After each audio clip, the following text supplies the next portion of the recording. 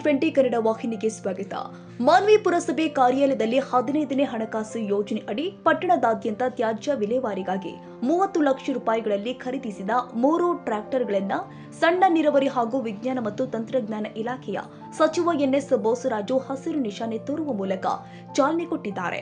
ನಂತರ ಮಾತನಾಡಿದ ಸಚಿವರು, ಮಾನ್ವಿ ಪಟ್ಟಣದ ಸಂಪೂರ್ಣ ಸ್ವಚ್ಛತೆಗಾಗಿ ಪುರಸಭೆಯೊಂದಿಗೆ ಸಾರ್ವಜನಿಕರು ಕೈಜೋಡಿಸಬೇಕು. ಸ್ವಚ್ಛ ಮತ್ತು ಸುಂದರ ನಗರಕ್ಕಾಗಿ ಪ್ರಾಮಾಣಿಕವಾಗಿ ಪುರಸಭೆ ಸಿಬ್ಬಂದಿ ಪ್ರಯತ್ನಿಸಬೇಕಾಗಿದೆ ಎಂದಿದ್ದಾರೆ. ಪಟ್ಟಣದಾದ್ಯಂತ ತ್ಯಾಜ್ಯ ವಿಲೇವಾರಿಗಾಗಿ 3 ಟ್ರ್ಯಾಕ್ಟರ್ಗಳನ್ನು ಬಿಡುಗಡೆ ಮಾಡಲಾಗಿದ್ದು, ಸಾರ್ವಜನಿಕರು ಎಲ್ಲಂದರಲ್ಲಿ ಕಸ ಹಾಕದೆ ತ್ಯಾಜ್ಯ ವಿಲೇವಾರಿ ವಾಹನಗಳ ಉಪಯೋಗಿಸಿದಾಗ ಸ್ವಚ್ಛವಾಗಿರಲು ಸಾಧ್ಯ ಎಂದು ಸಾರ್ವಜನಿಕರಲ್ಲಿ ಮನವಿ ಮಾಡಿದರು. ಕನ್ನಡಿಗರ ಮೆಚ್ಚಿನ ನಿಮ್ಮ TV20 ಕನ್ನಡ ವಾಹಿನಿ ಇದೀಗ ಟಿವಿಯಲ್ಲಿ ಲಭ್ಯ. ಕರ್ನಾಟಕ ಮತ್ತು ದೇಶ ವಿದೇಶದ 360 ಡಿಗ್ರಿ ಸುದ್ದಿ ವಿವರವನ್ನ ಪಡೆಯುವುದಕ್ಕೆ TV20 ವಾಹಿನಿಯನ್ನು ಲೈಕ್ ಮಾಡಿ, ವಿಡಿಯೋಗಳನ್ನು ಶೇರ್ ಮಾಡಿ, ಕಮೆಂಟ್ ಮಾಡಿ, ಸಬ್ಸ್ಕ್ರೈಬ್ ಮಾಡಿ. HCN ಕೇಬಲ್ 842 ನಂಬರ್ನಲ್ಲಿ ಹುಕ್ಕೇರಿ ತಾಲೂಕು ಹಾಗೂ ಸಂಕೇಶ್ವರದ ಸುತ್ತಮುತ್ತಲಿನ ಹಳ್ಳಿಗಳಲ್ಲಿ ಲಭ್ಯ.